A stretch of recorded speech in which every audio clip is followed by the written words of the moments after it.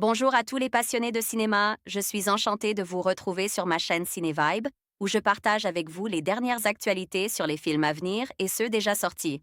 Pensez à vous abonner pour ne rien manquer des nombreux contenus captivants à venir. C'est Bonjour parti! à tous, et bienvenue sur ma chaîne. Aujourd'hui, je vais vous parler d'un sujet qui nous concerne tous, le monde après nous.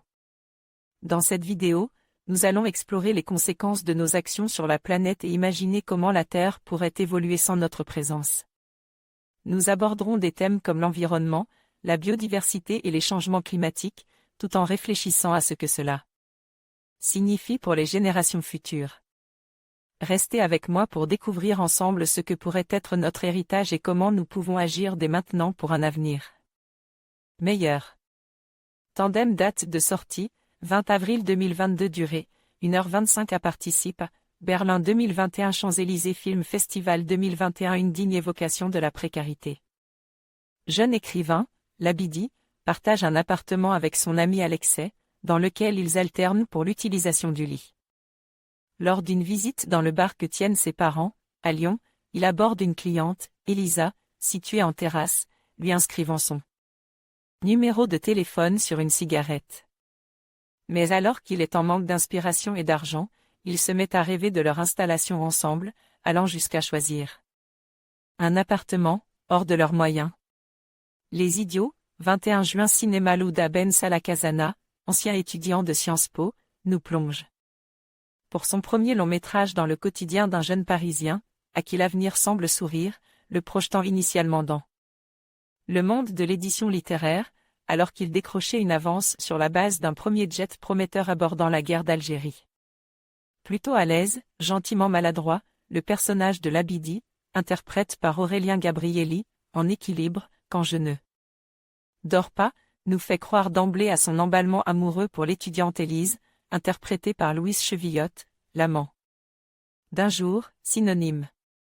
En quelques scènes, sa caméra, très mobile autour de ses personnages, parvient à poser la situation financièrement fragile dans laquelle le jeune homme se trouve.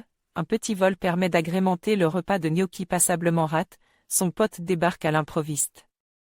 Suite à un plan cul pas abouti, les obligeant à dormir à trois, un dialogue via texto qui s'affiche sur tout l'écran vienne renforcer l'aspect étriqué de l'appartement. Le début est plutôt charmant, dote d'un élan romanesque, avant que le personnage ne ait entêté dans l'idée qu'ils doivent s'installer ensemble.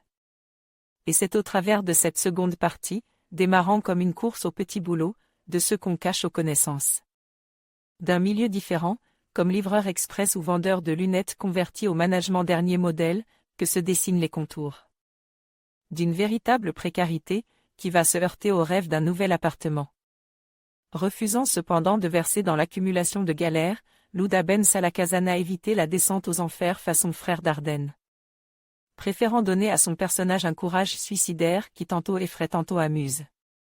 Traduisant l'urgence par des choix judicieux, l'usage esthétique du contre-jour lorsqu'il sort de chez son agent, le montage plus sert alors qu'il revend des objets, la spirale n'en est pas moins angoissante, posant la question inévitable, jusqu'à quand continuera-t-il à se mentir? On n'en dévoilera pas plus qu'haute intrigue.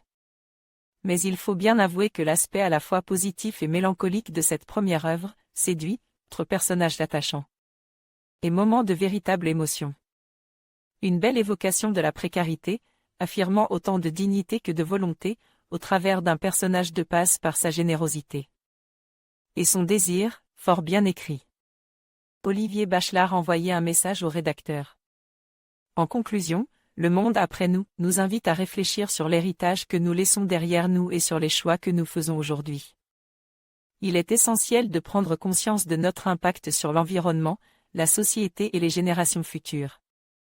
En agissant de manière responsable et en cultivant des valeurs de solidarité et de durabilité, nous pouvons contribuer à façonner un avenir meilleur. Ensemble, construisons un monde où l'harmonie et le respect de notre planète sont au cœur de nos préoccupations. Merci de nous avoir rejoints dans cette exploration.